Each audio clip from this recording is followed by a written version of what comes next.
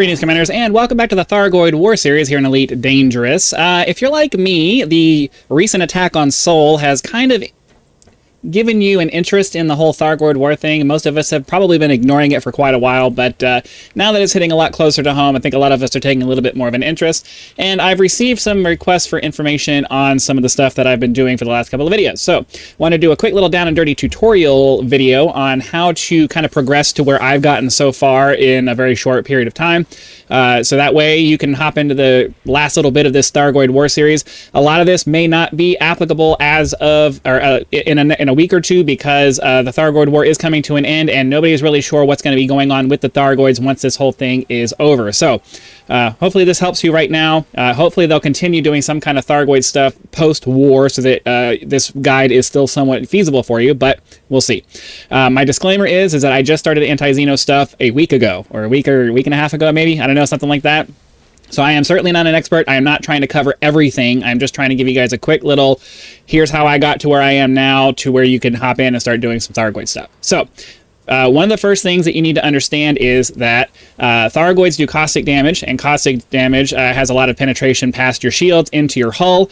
So the effect of that is that no matter how much shield you have, there's always going to be some damage happening to your hull, because it's sort of like poison in some of the like MMORPGs and stuff like that.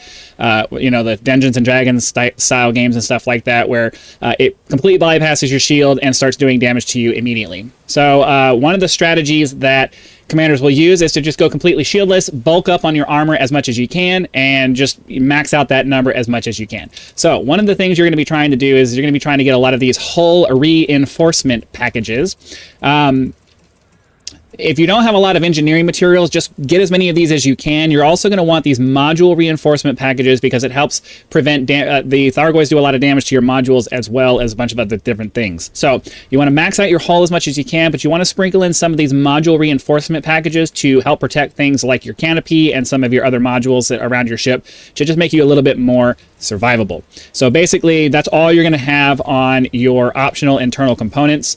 For your core internal components, you're going to want military grade hardware, because this gives you the maximum armor buff versus and you don't really need the extra resistances that come with the reactive composite armor, because it's all caustic damage, so you're not going to have to worry about the extra resistances from getting that. So military grade is just fine for that. Enough power plant to run all of your modules. You're going to want max thrusters, because you want as much maneuverability as you can get. You're going to want the biggest power. How does this only have? What the hell? You're going to want the biggest power distributor that you can get. I actually need to fix this, because that's not correct. But I'm going to upgrade this to a 7A power distributor right now. Actually, I'm not at Jameson Memorial. Biggest power distributor that you can get, so that you can that biggest power distributor that allows you to keep running your weapons continuously. So that's what you really want to get to. Maxed out sensors also helps, because the areas tend to have the enemies all spread out, and it gets kind of hard to find them if you don't have a decent sensor range. So try to get that done. Also, long range scanner helps out quite a bit. So the first thing that you're going to do once you get all of these basic things taken care of is you're going to head over to VA86 Centauri. And once you get into there, you're going to head over to the rescue ship Cornwallis, because this ship has all of the basic AX equipment available for sale directly. You don't have to do any unlocks, nothing. They've made it completely available to you. So you're going to head into the outfitting here, and they will have all of your modules that you need available over here in the experimental category. What you're going to be looking for, the only thing that you need as far as weapons goes, just to get started, are these enhanced AX multi-cannons. They come in size 2 and size 3 variants, turreted and fixed and gimbaled, same as every other weapon. But this is all you really need to do any of the AX combat. You fit several of these onto your ship. For my crate here, I have 3 of these, and then I have 2 beam lasers. You're going to want you're probably going to want something with thermal vent on it, just to kind of help with your heat management. So what I do is I'll have these 2 lasers, and I basically just have these firing all the time, along with my cannons, and the thermal vent keeps the heat from getting too high, and then this is most of the actual damage So these are for shields and for helping to vent heat, and then the hull damage on the Thargoids is mostly just the AX multi-cannons here. For utility mounts, you're going to want a couple of caustic sink launchers. You might want to make a heat sink for one of these. If the ship you're using really has bad heat management, you're going to need to vent some things. My ship that I have right here never really has a heat issue, so I don't have to worry about it. These caustic sink launchers will absorb caustic damage and then allow you to vent it before it starts damaging your hull. So these are important to have. You want to have this enhanced Xeno scanner for the Interceptors, which are going to be the Cyclops, the Medusa, the bigger guys. You're going to need to scan you're going to need this to scan the Interceptors so that you can identify their hearts, so that you can target them. We'll talk about that in a little bit. And then you're also going to want a shutdown field neutralizers, because the Interceptor Thargoids have this field that they emit that completely shuts down your ship. This prevents them from being able to do that. So once you have all of your weapons set up, once you have all of your utility items set up, once you have all of your hull and module enforcement set up, you're ready to go fight some Thargoids. So the first thing that you're going to do is you're going to the very first thing that you're going to do is you're going to go to a website called dcoh.watch. And let me pop that up for you here. dcoh.watch. Now, I'm only putting this in here for now because I'm not sure how long it's going to actually continue to be used. They made this page specifically because the Thargoid War was going on for a long time, and it made it very easy to find information on where to go to fight things. If this is still working at the time that you're actually watching this video, you're going to want to look for an invasion and something that isn't at 100%. That should be the thing that most of the community that uses this page is focused on. Assuming this isn't working, though, you can always go into the galaxy map, click on the Thargoid stuff. Let's see, click on the current Thargoid that's fighting right now. And then you can see there's a bunch of different colors here. So the primary ones you're going to want to be looking at are going to be these orange ones. Those are ones that are under invasion. But if the progress bar is already full, that means that you don't really need to do anything. And you'll know that you can't do anything there because there are no activities that you can be doing.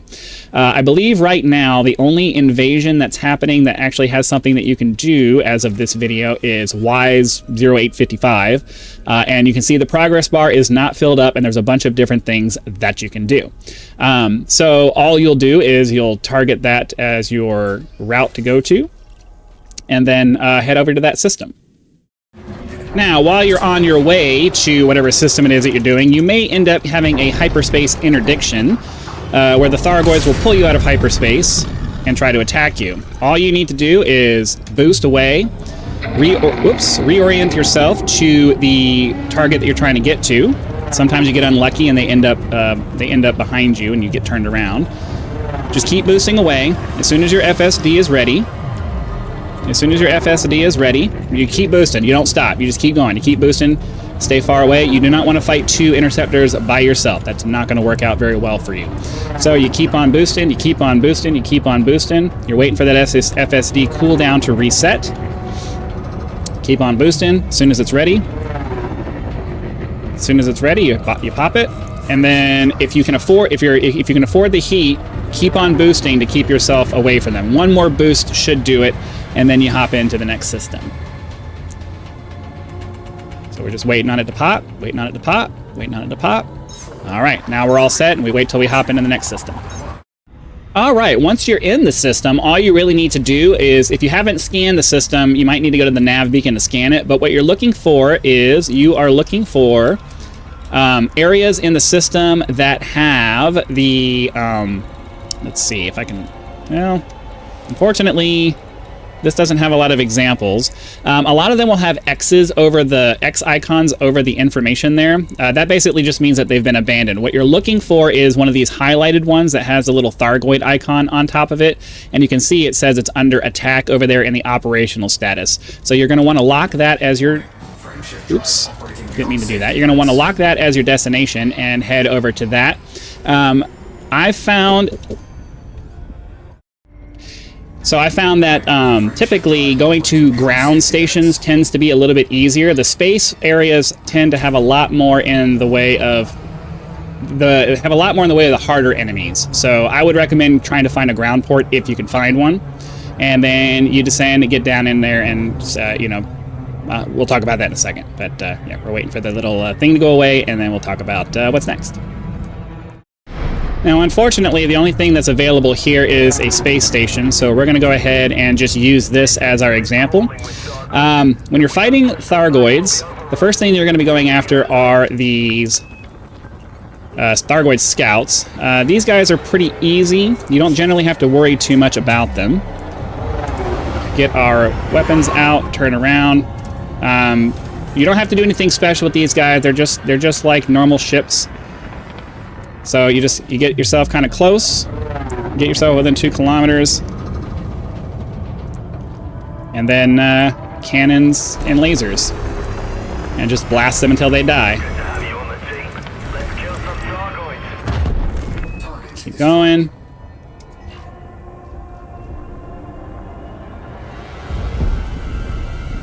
So you just fly around, just killing the scouts until they're done.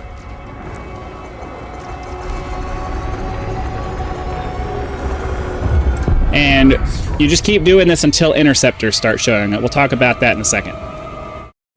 Alright, the Thargoid Interceptors have started showing up. You can tell that because they're these big, I don't know, pinwheel-shaped entities.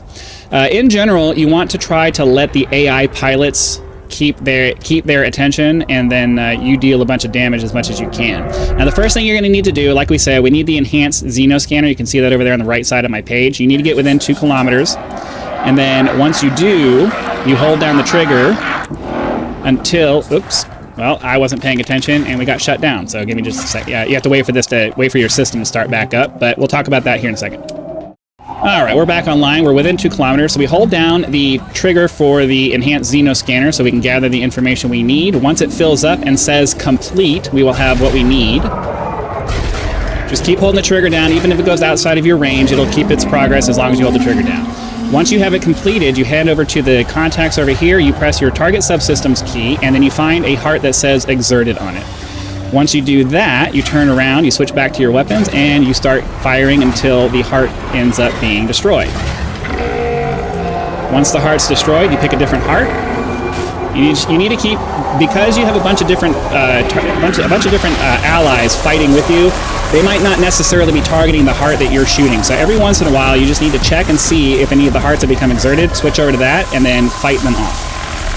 Just keep on killing. Just keep on killing. That one's dead. All right, cool. Switch back over to another heart that's not destroyed, and keep on fighting.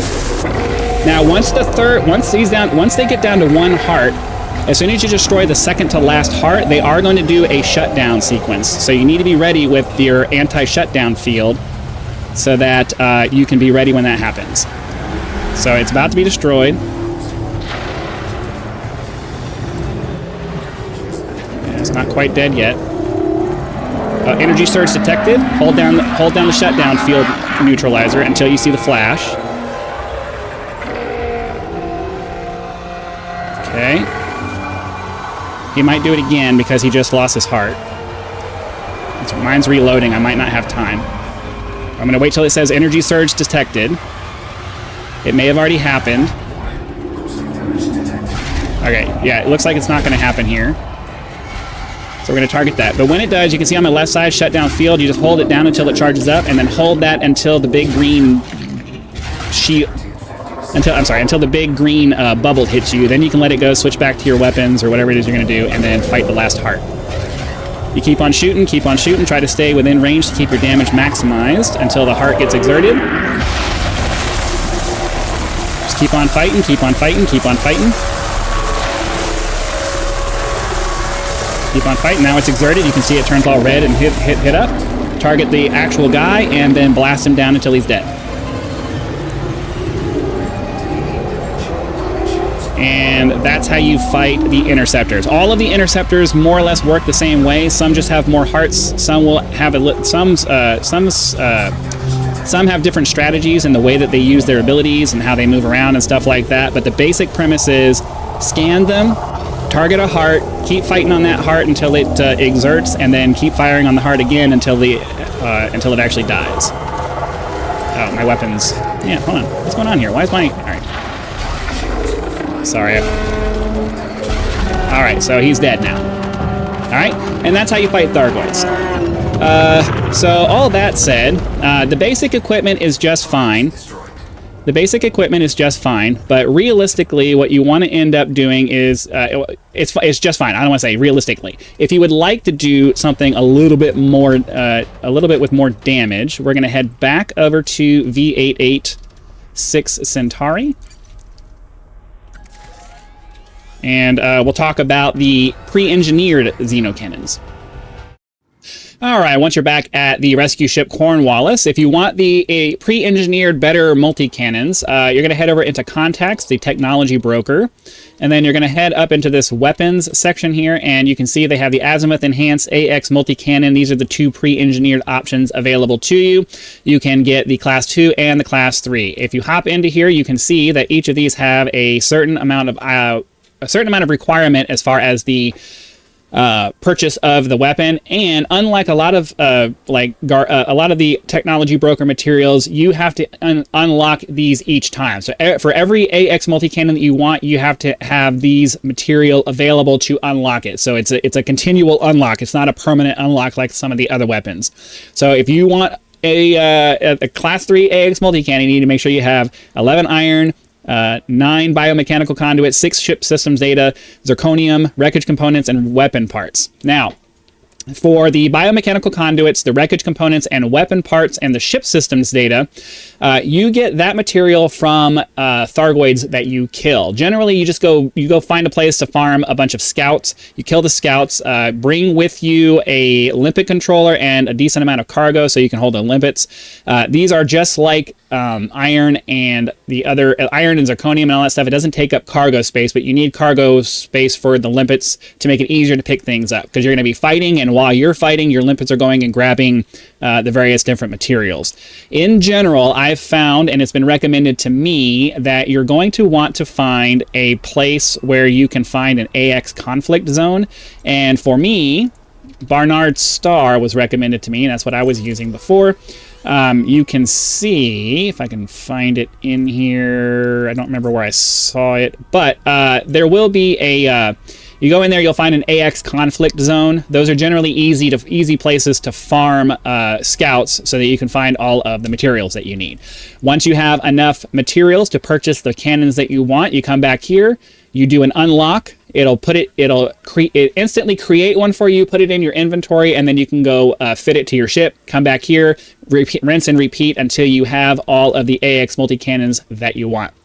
Now, the reason you might want this upgraded model is that it has the auto loading on it. So let's actually head over into the hard points here.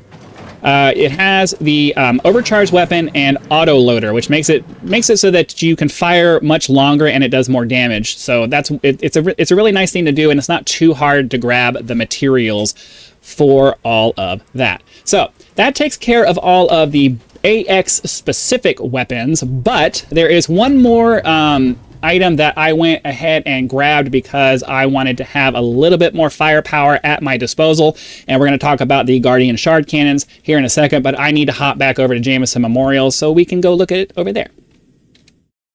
All right, and once you're at a station that has a technology broker, what you're going to be looking for is the weapons section as well, and you're looking for these Guardian Shard Cannons. Now, there's a bunch of different options available out there for different things that you can use against the Thargoids.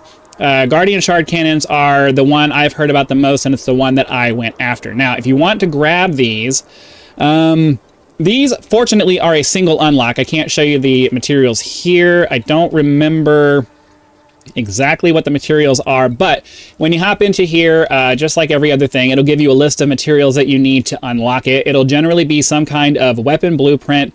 I believe they wanted Sentinel weapon parts and some wreckage components or something like that. But there'll be a list here that you can use, and it being a Guardian thing, it means that you're going to have to go do Guardian sites and go farm a bunch of stuff. So I will include a link to this, hopefully, in the description, if I can get to this and actually have it show up. There we go. This is a really awesome walkthrough that will show you and give you pictures of everything. I'm not going to go through it because that would take a very long time to just kind of go through this, but it shows you how to unlock the blueprints and farm materials and all of that kind of stuff. And then once you have all of the materials that you need, all of the blueprints and the weapon parts and all of that stuff, you head back to a station that has a technology broker that has the shard cannons, and then you unlock them, and then they are permanently unlocked for you. So, the reason why that's great is because the shard cannons do a lot more damage per shot than the. Actually, let's just go ahead and let's see. Give me a second. Oh, right. Oh, hold on. I gotta get the proper window back. So one of the cool things about the shard cannons is they just do a lot more damage, but you have to be kind of up close. It's like a shotgun. It has a bunch of spread on it, so you need to get real close to them. But with the shard cannons here, if you get within, you know, a few hundred meters, you can do some serious damage. Let me get turned around here. You can do some serious damage in a very short period of time.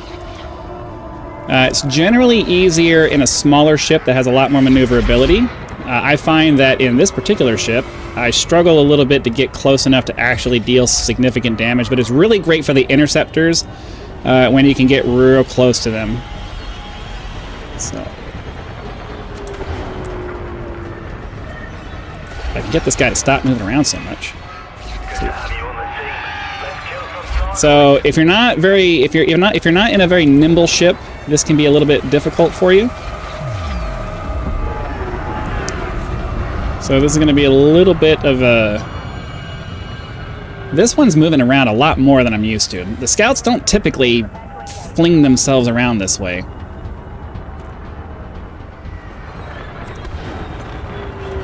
If you can get close enough, you gotta wait for the reload. If you can get close enough. Alright, let's see here. Get around.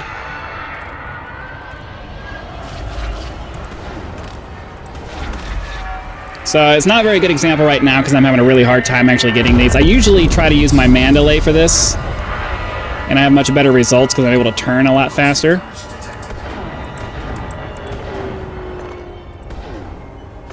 So it's kind of fun. You're also supposed to... I keep forgetting to use my lasers here. The lasers help out a lot. It kind of levels out your DPS. Let's see. Let's get this last guy. We'll take on a Cyclops here in a second. If we can find one. Oh, here we go. So we'll get over to our enhanced Xeno scanner. So we can scan this guy. He's... Oh, what the hell? So we got too close to his spawn-in bubble here. So as you can see, the progress gets saved as long as you hold the trigger down. So let's get this guy scanned. Oops. Too late. I was too late on it. I'll be right back. Alright, got it ourselves starting back up now. Just, come on. Let's get ourselves flipped back around. Try to find our dude here. Did we finish the scan? I don't remember. We did not. So we need to get within range of him. We'll get our scan done.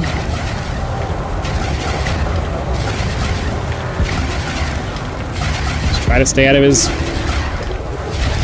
attention range. Alright, so now we got our scan done. Oh, it's a basilisk. Unfortunately, that's going to be a little bit of a an ask, but we're gonna try to get close. If you can stay close and blast with the shard cannons, you're able to get through the fight a little bit quicker. I don't necessarily want to fight the basilisk though.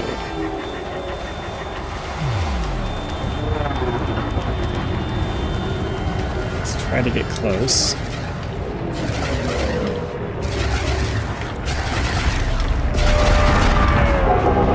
So yeah, let's get the heart here.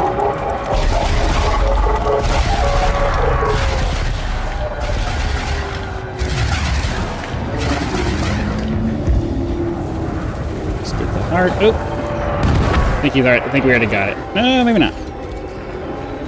There was an exerted heart, but I guess it kind of disappeared. But anyways, yeah, that's the basic gist of the shard cannons. Pretty nice to have. But you have to have a fairly maneuverable ship, and you gotta be